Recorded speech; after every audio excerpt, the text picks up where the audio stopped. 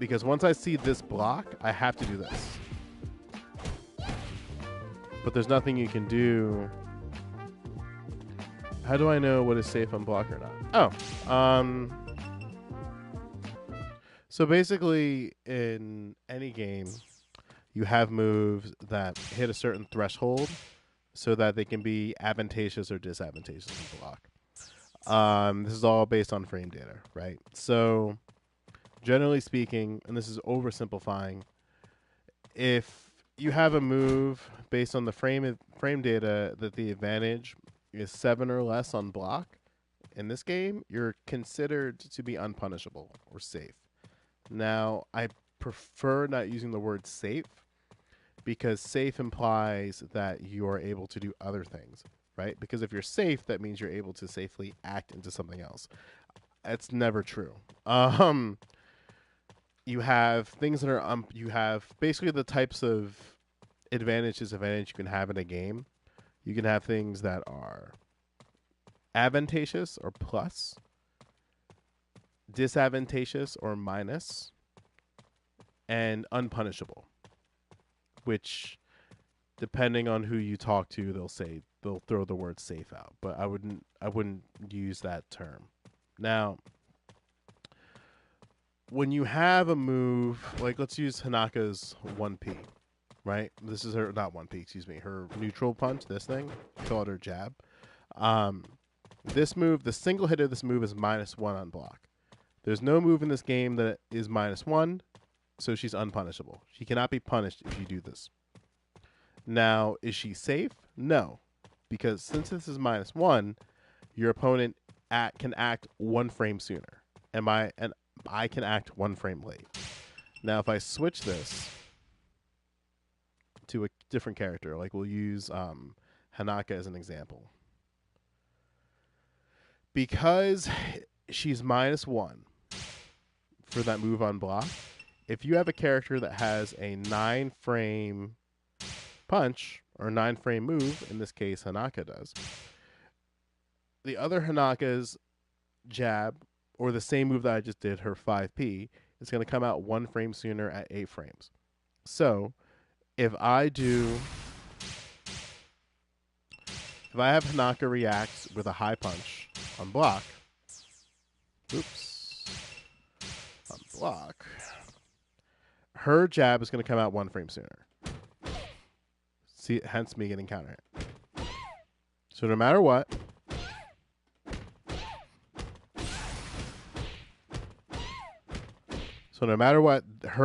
this Hanaka's punch is going to come out sooner. Now, she has a string attached to this. So you see that? When you have strings in games, you can kind of manipulate the frame advantage and disadvantage, right? But that's a rabbit hole it's another rabbit hole. But basically, the way you can tell things that are advantageous or disadvantageous is comparing the move's advantage. So the right underneath. So I'm looking at the first system. So the first row, there's frame and then there's numbers, and then the series after that says advantage. So that number matters in determining when things are advantageous or disadvantageous. When something is punishable, it's based on the other character's ability to press something. So what I mean by that is, let me turn this off for a second. Set the guard off, right? This knee is -7. Is there a move that is -7? Yes.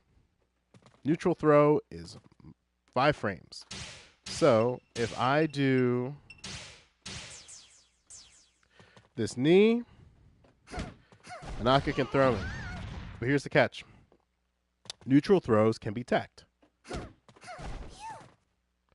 So even though I am punishable with a throw, I still have the opportunity to get out of it. So that's why in Dead or Alive -7 is considered unpunishable for the most part, right? Because obviously there's exceptions. There's like a few variables you gotta understand, right? There's like, okay, There's being able to see the throw. There's being able to react to the throw. Like there's a lot of other variables that can determine if something is punishable or unpunishable, just based on human reaction, right? Now, when I spent a lot of time digging into frame traps, like I kind of invested a little bit more time than I probably should have.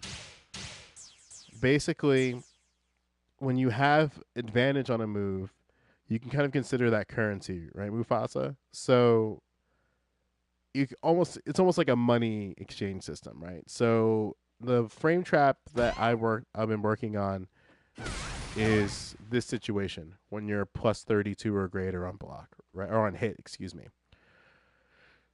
Consider frame advantage like currency. So when Hanaka does this exchange, she's plus 32. So I can use that to buy other moves, right? So let's say I do this into this, and I'll do a sidestep. And as we know from if you probably saw it, the video I did on sidesteps, we know that sidesteps are 26 frames. So if we do a little quick math, if I do this exchange and go into a sidestep, it should be a +6 indicator on advantage because you have the 26 frames from the sidestep, and then you have the plus 32 from this move. So let's check it out. That's where the number +6 comes from. So you can do this with other moves because for whatever reason, Dead or Alive is an interesting game in that you can maintain advantage even when your move whiffs, as long as the amount combined is less than the amount of advantage that you have. So, for instance, like this exchange. If I'm doing a low throw here, right? So the math here is 5 plus 2 plus 21. So 21, 22, 23, 24, 25, 26, 27, 28. So that's 28. We know that this is 32 frames, right? So we just do a simple math problem. So 28 minus 32 is 4, right? 32 minus 28, 28 is 4, right? So if I do this exchange into a low throw, we get the number 3. However, there's, for lack of, and the too long didn't read of it, for some reason, did I do my math right? Yeah, 28. It's 3. For some reason, the frames in Dead or Alive are treated kind of weird. I wish I had a better way of explaining it because it's really weird. So there's a magical 1 frame that exists during transitions of moves. For the most part, you can kind of ignore it, but sometimes it comes up, right? So in this situation, the math there is wrong, right? Because as we know from this example, from this example, it's 6, and that math works out because we know sidestep attacks are 26 frames. 26 plus 6 is 32. 26, 27, 28, 29, 30, 31, 32. It's 32. However, if we do the same math here on a move of recovery, we get +3. It's really weird. For all of Hanaka's frame traps, in a Google Doc that I called Ho Frames. Let me pull this up. Sorry, Ho Traps.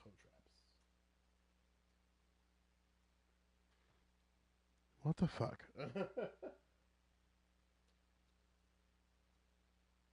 I put Ho Traps in Google. I don't want to tell you what I found.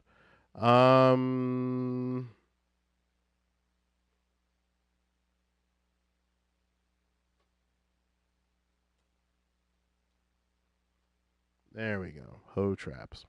Google Doc. So in this giant Google Doc I made called Hoe traps, I basically did the math for the currency for each move that like whiffs, right? So this is where that transitional frame comes in. And I think the reason why we're losing a frame, like you see how Hanaka, when she comes down, she stands back up. We might be able to find it here. Yeah, it might have something to do with the switch frame. And that's what that's called, right? So take a look at the switch frame as I do this. It changes to 1 for a second, right? You saw that? So I think that's where that 1 frame is missing from our advantage. I think we're adding a transitional frame where we're going crouching to standing. A way that we can kind of confirm that is we can test it with do another math problem. So we can do something that's a little bit longer, right? Oops. So let's try this. So that jab is plus 26. Or excuse me, 36. So we'll take that 36. If my pen decides to pen. It's not, my pen decides to pen. But look how much ink there is left. It's like a full grip. I just bought this. So we have 36 frames plus 36, right? We know a sidestep is 26 frames. And according to the frame data, there's no switch frame, right? So if I do this exchange, I should get 10. And I do. However, we know what this now is what? 21, 22, 23, 24, 25, 28, right? 5 plus 2 is 7, plus 21 is 28. So we know that number is 28. And this is 36. So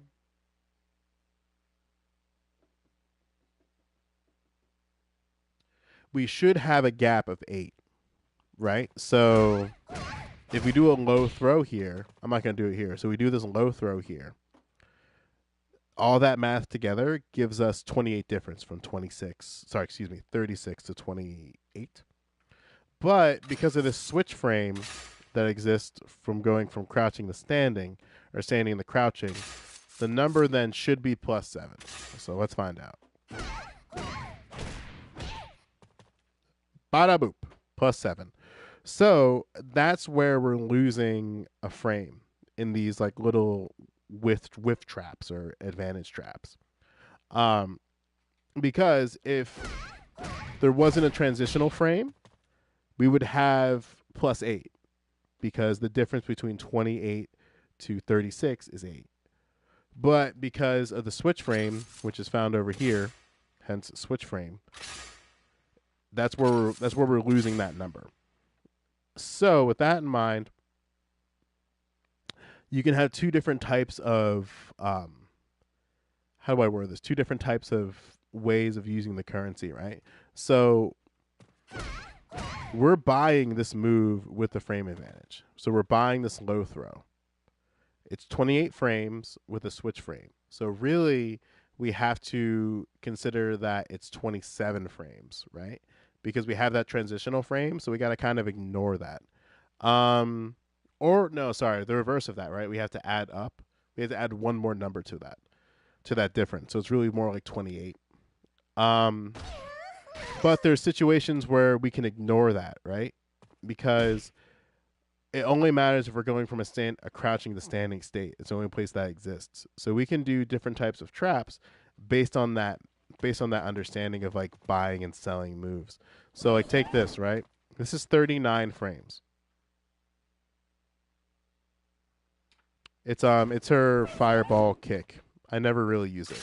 However, we could probably use it somewhere. But let's double check to make sure it doesn't have any type of switch frame. Whoops. And it doesn't. It doesn't have any switch frame. So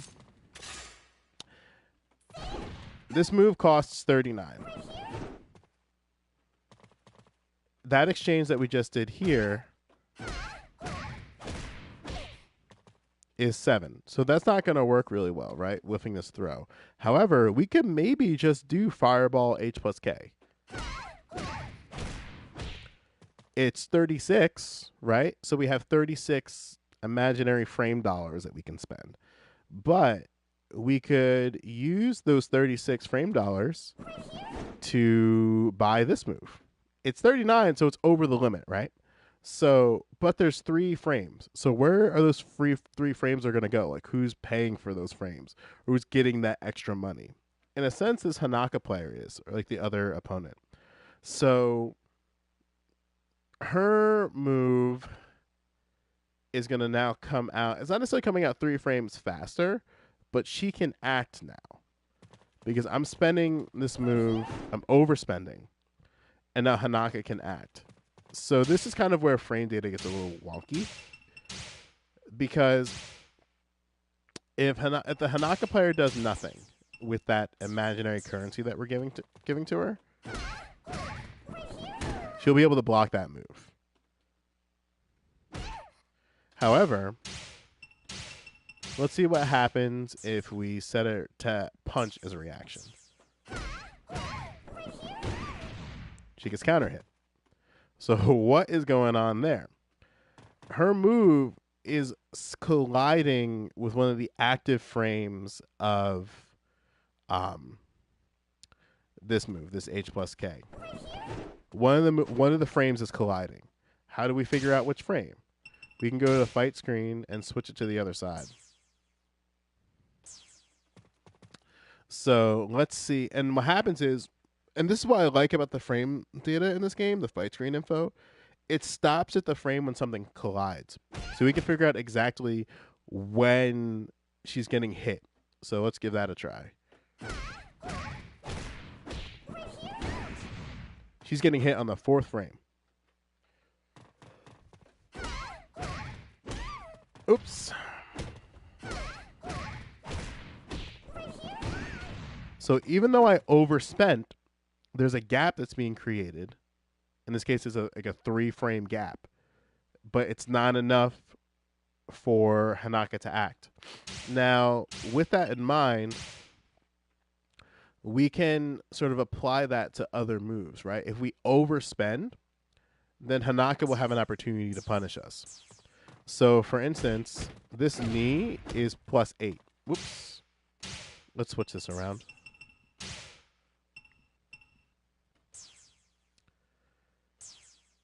This move is +8, right? That knee.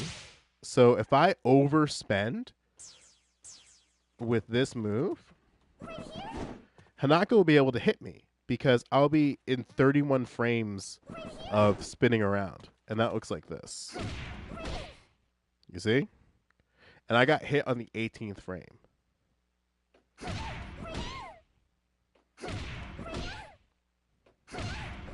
So no matter what, I'm always going to get hit by that move. So let's try like a different number. Let's try on a counter hit. This is +16. So let's try it with a +16. So we're overspending with our 39 frame move to try to hit Hanaka with 16 imaginary dollars or frame dollars. Same situation. Now I'm getting hit on frame 26. What about this? This is 20 frames. Whoops. Still getting hit. Now I'm getting hit on frame 30. But you notice how the frame number is getting higher and higher? So if we have something, for the most generally speaking, that equals less, like if the difference is less than the fastest move that the opposing character can do, then you could potentially create a counter hit window. So just because I'm oops, that's not even the right thing. Just because I'm overspending here, even though the overspenditure there is 3, there's not enough money that we're giving to the Hanaka player to act. Does that make any type of sense? What's up, Salty? What is an insane frame theory crafting tool? Is it only in DOA or do other games in depth as well? Yes, other games have this to a certain extent, but what's kind of exclusive to Dead or Alive, and again, this is what I've seen so far, is that this is one of the few games where you can spend moves and still be able to act. Usually what happens is other games have a different way they handle recovery. So you can't just like whiff a move to then do another move. And other games, they kind of call it frame kills, which are really prevalent during knockdowns. But the way that you frame kill in other games is kind of different than in this one. But if he holds, blocks your move. If he holds block, your move gets blocked, right? Yes. So when you're creating a trap, I just answered two questions at the same time. When you're creating a trap,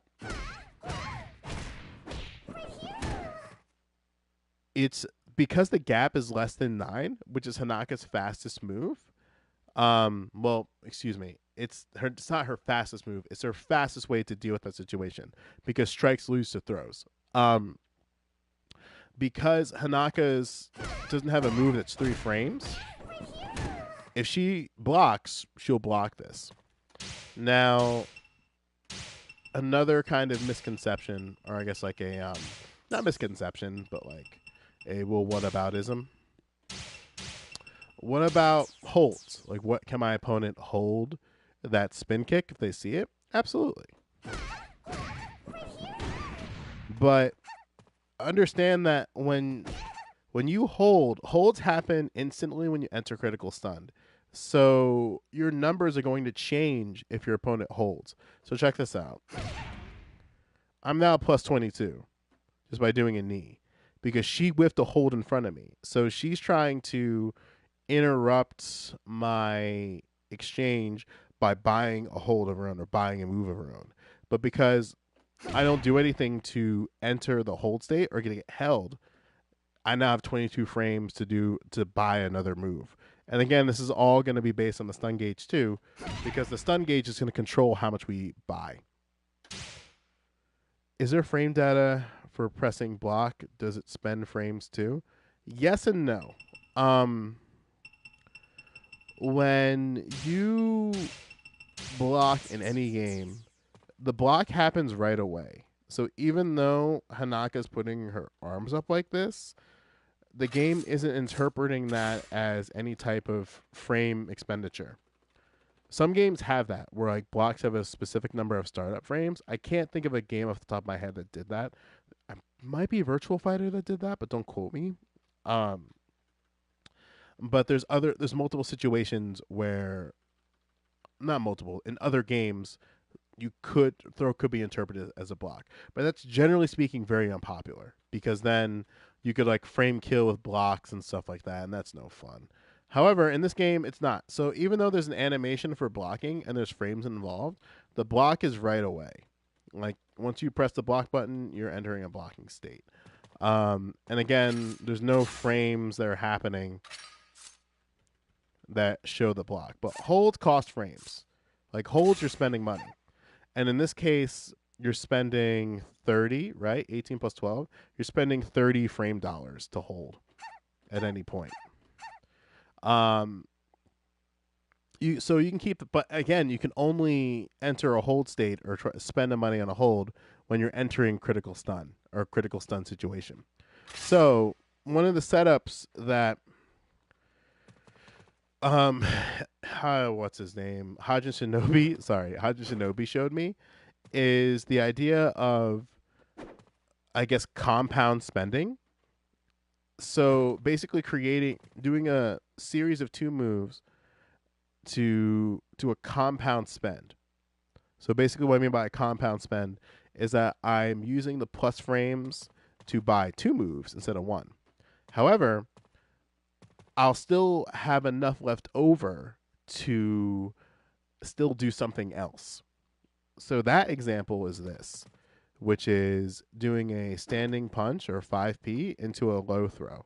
So if we put those 2 numbers together, we have 9, 10, 11, right? 11 plus 13.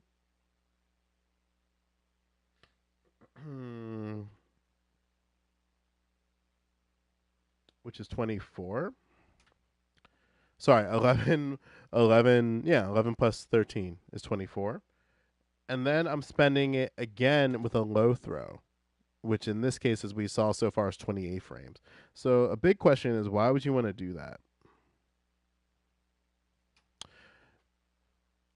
Because holds exist, your opponent can act out of a situation when they enter stun, right? And we know this from other stuff. So this sequence...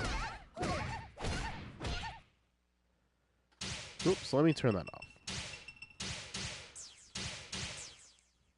We can put our opponent into a situation where we can force the answer to the problem. Like, what I mean by that is, if my opponent holds, because as we know, low holds are really annoying to deal with. So if my opponent low holds during this sequence here, at the end right here, during that jab, if I do jab until low hold, if my opponent doesn't do anything after that jab, my low hold will whiff, but it doesn't matter because I'm spending my currency on that low throw, and I still have frames to do things. So check this out.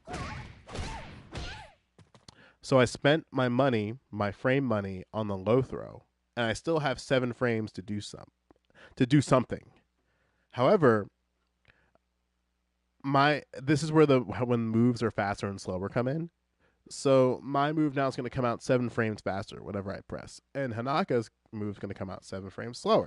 So if I do a high punch reaction with that series in mind, if Hanaka can't press anything because her 9 frame move is now what? 9, 10, 11, 12, 13, 14, 15, 16, essentially 16 frames. And now my 9 frame move is 2 frames. So check this out. So she got counter hit. So this punch is going to come out faster than whenever she presses. Now, there's obviously things to think about there, right? Because as we know, side steps are kind of eternal, right? So even though I'm putting my opponent in the situation where I'm spending for another move, she could still sidestep away from this situation because it doesn't track. This idea of expenditure also comes for front throws, right? So this is like one of Hanaka's strongest moves. And the front throw on connection, when she releases the opponent, she's plus 10. So I can use that 10 frames of currency to buy this move, which is 18 frames with 3 frames of active and 28 recovery frames. The end of that doesn't really matter. What ends is the front, because what matters, I should say, is the front. Because now I'm spending this 10 frame dollars with an 18 frame move, I'm no longer at advantage, but it doesn't matter because this move essentially is 8 frames, because 18 minus 10 is 8. And does Hanaka have a 8 frame move? No. So she's going to get hit by this kick if she presses a button. Let's find out. Bada boop. And we can confirm what frame she's getting hit on, because this is the one thing DOA frame data gets right. She's getting hit on the 9th frame. Which goes directly with the, what's the word? The math adds up. That's basically what I'm trying to say. Let's switch this back to the left.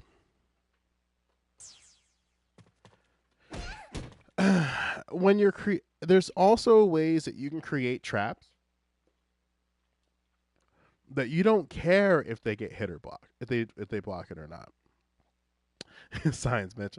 So, for instance, remember that kick that I did? This thing? I can actually use that information to trap my opponent into other situations, right? So we know guard breaks are strong, and we also know that not every character can utilize guard breaks in the same way. So if I do a shoulder, Hanaka's 0, and 0 is basically plus. So let's try this. Let's find something that is and that we can use to create a trap, right? So our goal is to put our opponent into a situation where no matter what, hit or block, we don't care if this connects. Because if they block it, cool, you're 0. If they get hit, they get knocked down. So this is 20 frames. So Hanaka's fastest move is 9. So let's check some stuff on counter hit. This knee is 16. So we can use that 16 of frame currency and buy this move. Okay, it's 20. But is the difference 9? No, the difference is 4. So there's a 4 frame gap. So if Hanaka presses a punch after this on counter hit, and I do this, she'll get hit. She gets counter hit. Because again, the gap isn't big enough for her to do something to stop it.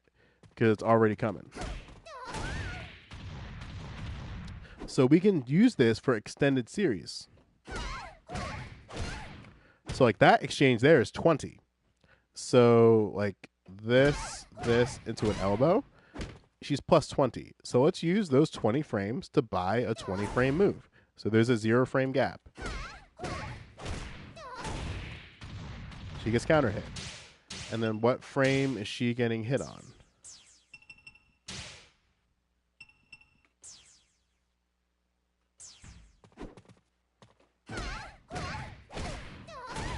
She's getting hit on the first frame.